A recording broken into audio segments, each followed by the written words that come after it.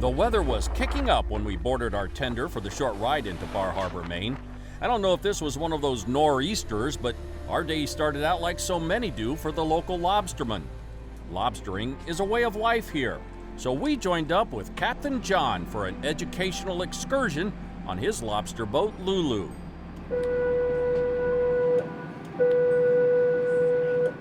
Fortunately, the weather had already improved as we left the dock, and it was also a smooth transition for all of us as we went from tourists to students on a field trip, ready to learn everything we could about lobstering. These are our colors. They're up top. Martha Stewart helped me pick them out. She lives on the island. Oh, yeah. Captain John is a mountain of a man and a mountain of information, and boy did he school us, telling us things like a commercial lobsterman can set up to 800 traps, and that the Maine fishery is thriving with a record haul of 120 million pounds of lobsters reeled in just last year. Oh, we got customers. This is a good 6 years old, going on 7. Lesson 1 then was that lobsters don't grow very fast in these cold waters. And lesson 2, we're not really eating lobster tail, but lobster tummy when we go out to eat. This is not the tail you're looking at right here. This is the abdomen. The tail of the lobster, here it is. On any lobster, when you separate the abdomen from the body, do it over the bowl, because if you don't, your french fries will be surfing in green slime. Well, that was worth the price of admission right there. Oh, yeah.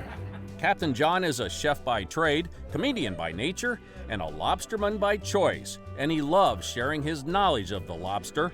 And needless to say, we all sat in amazement as he told us how a lobster grows by molting.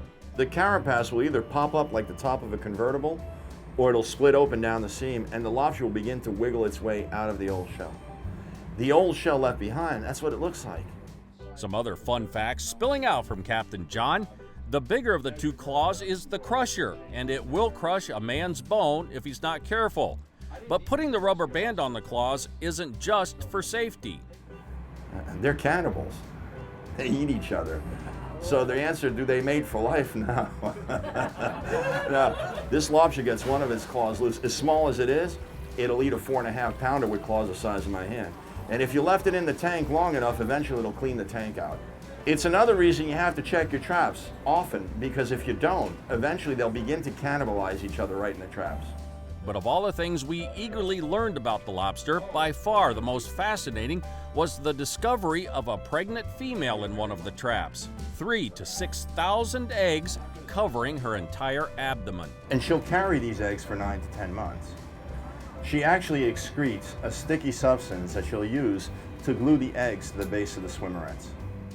Needless to say, pregnant females are the lifeline of lobsters, so Captain John clipped her tail before putting her back. And that means she can't be taken for food for another 4 to 5 years. That is one of the important conservation efforts, keeping the fishery healthy, and that's good for all of us. And as we headed back to shore, our frontal lobe loaded with a full bisque of lobster knowledge, Captain John told us that 80 to 90% of the lobster eaten across the U.S. comes from right here in Maine. Awesome trip. Great tour. Great tour. So as we left the boat, we not only left with a smile and a better appreciation for the work of the lobstermen, we also left knowing exactly what we were having for lunch.